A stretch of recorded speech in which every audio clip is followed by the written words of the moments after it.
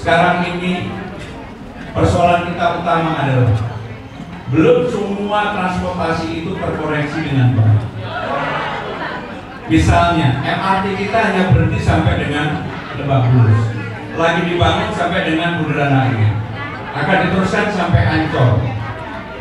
Saudara-saudara sekalian, maka menjadi kewajiban pemerintah pusat dan pemerintah Jakarta untuk melakukan pembenahan itu. Bahkan kalau perlu yang namanya MRT itu sampai Tangerang Selatan.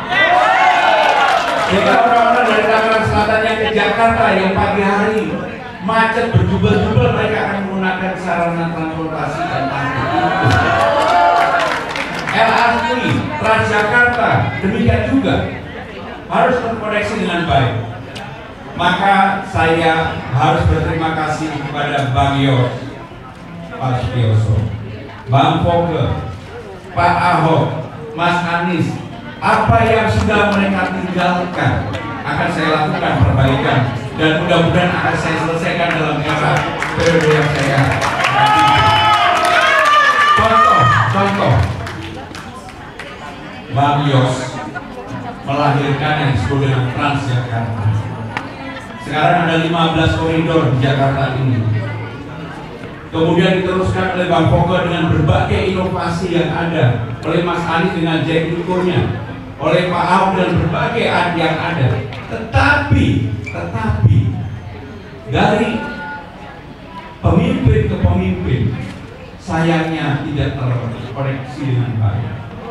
Maka hal yang baik yang ditinggalkan Pak Ahok, contohnya orang memberikan laporan di balai kota dengan langsung akan dibuka kembali. Tetapi warga yang dari jauh yang tidak bisa datang juga bisa melaporkan secara digital. Yang baik dari Pak Anies contohnya, misalnya JIS yang besok akan ada Bruno Mars, atau malam ini, malam ini ada Bruno Mars. Maka infrastruktur untuk pertandingan bola ataupun pertunjukan konser musik diperbaiki. Saya mengalami sejak sendiri ketika nonton konsernya Dewa, pulang jalan kaki 2 jam lebih. Maka yang begini harus dilakukan perbaikan. Sudah bagus, stadionnya sudah bagus, daya tampungnya juga bagus. Kalau kemudian MRT-nya itu sampai Ancol, maka wajib untuk menyambungkan dari Ancol ke JIS transportasi publik secara langsung, sehingga orang dari manapun bisa pergi ke JIS tanpa harus bawa mobil, tanpa harus macet-macet yang lama, dan seterusnya. Bahkan di JIS pun saya sudah memikirkan bahwa JIS akan menjadi tempat home-nya Jackmania atau Persija. Dan Jackmania kita buatkan Jackmania Center di JIS, sehingga jualan merchandise di sana, orang bisa beraktivitas di sana, bergotong royong di sana, sehingga nggak seperti sekarang ini bahwa JIS hanya stadion saja, begitu tidak ada pertandingan sepak bola, tidak ada konser, semuanya nggak ada. Dan harus dibuat bahwa Jakarta dengan undang-undang yang baru bukan lagi sebagai ibu kota negara, tetapi sebagai kota global dan pusat perekonomian nasional. Maka JIS Jackmania menjadi epicentrum baru untuk orang datang ke Jakarta sebagai pusat perekonomian, sekaligus mereka bangga memiliki Persija, bisa beli merchandise-nya Jackmania Persija, sehingga seperti kita kalau luar negeri datang ke Old Trafford, ke tempat Chelsea, belinya apa sih? Kaos. Saudara-saudara sekalian, saya tidak akan muluk-muluk, tetapi saya bekerja keras untuk itu. Saudara-saudara juga pasti tahu saya sudah terlalu lama tidak mau tampil di ruang publik. 4 kali terpilih menjadi anggota DPR RI, bahkan menjadi pimpinan DPR RI. Dulu tahunya dikit, ngomongnya banyak. Sekarang begitu menjadi orang yang bertanggung jawab untuk menyiapkan dapurnya presiden di bidang substansi, hampir saya tidak pernah ngomong 7-8 tahun lebih. Maka ketika saya ditugaskan untuk menjadi calon gubernur, semua orang tanya, Pramono Anung turun gunung. Bukan Pramono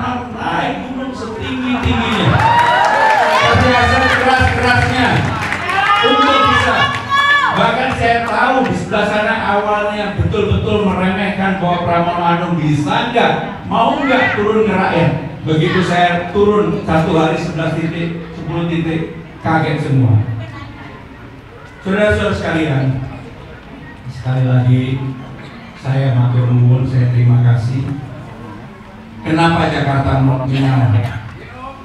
Saya tidak mau yang terlalu bombastis, supaya dalam pilgub ini ada kegembiraan, ada keriangan, ada optimisme, ada bahagia, ada kerjasama, ada gotong royong, bahkan semuanya semangat untuk memajukan dan warganya memajukan dengan rasa bahagia.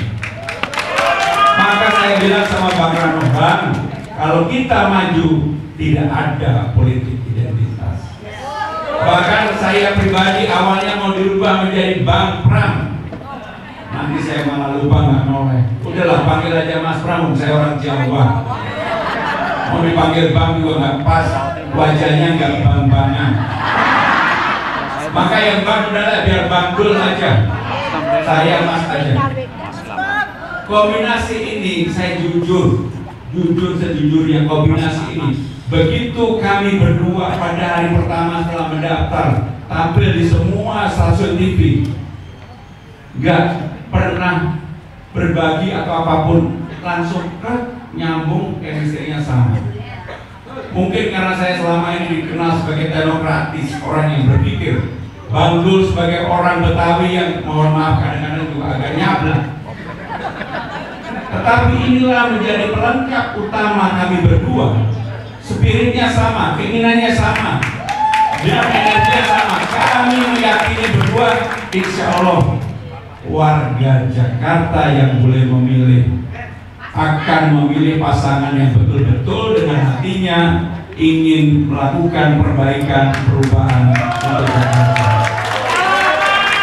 Yang terakhir, karena saya masih ada 4 acara, kayaknya saya ini on time person, orang yang selalu on time, agak gelisah kalau ditanya dari ibu-ibu terutama. Saya untuk memperkenalkan diri, karena saya tahu udah lama nggak pernah tampil di publik. Hari Sabtu kemarin saya datang, contoh aja, dari 4 kawinan, 3 kawinan saya tidak diundang. Kawinan pertama warga Betawi yang di gang sempit, yang mobil tidak bisa masuk, saya datang semua orang kaget. Begitu saya datang, mereka ini Mas calon gubernur. 1, 2, 3, 4 ibu-ibu Betawi, bapak-bapak yang abaji Betawi langsung narik-narik pipi saya. Ternyata saya pipit. Bahkan ada yang nyubi-nyubi langsung pipit saya. Berikutnya di warga Batak, warganya Pak Alof, di Kelapa Gading. Awalnya tenang gitu. Cuma mereka lirik-lirik, ini bener nggak ini Mas Pram yang calon gubernur. Begitu 1 orang itu foto, kawinannya hampir bubar karena semuanya minta foto. Bahkan saya diberikan ulos kehormatan sebagai warga Simatupang. Malahnya saya datang ke warga Chinese. Begitu masuk, nih Oma, siapa ini? Apa kabar gitu. Terus saya juga saya pikir saya banget ya. Kok nggak punya malu banget ya? Iya, turun kita balik. Untuk urusan memenangkan pertarungan ini nggak ada rasa malu. Saya akan lakukan apapun. Yang penting bisa berbuat untuk warga Jakarta, bekerja dengan keras, sungguh-sungguh, dan mewujudkan apa yang saya sampaikan. Saya tidak akan menyampaikan membangun Jakarta Susuak. Yang penting aku jangan. Saya akan membangun dari bawah. Apa sih yang diinginkan rakyat? Jangan digusur diambil Cina gitu. Apa yang sih yang diinginkan warga miskin kota? Bagaimana persoalan kampung bayam bisa diselesaikan? Bagaimana kali jodoh bisa dihidupkan kembali? Saya akan datang.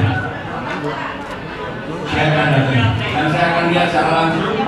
Tidak perlu yang terlalu luar biasa.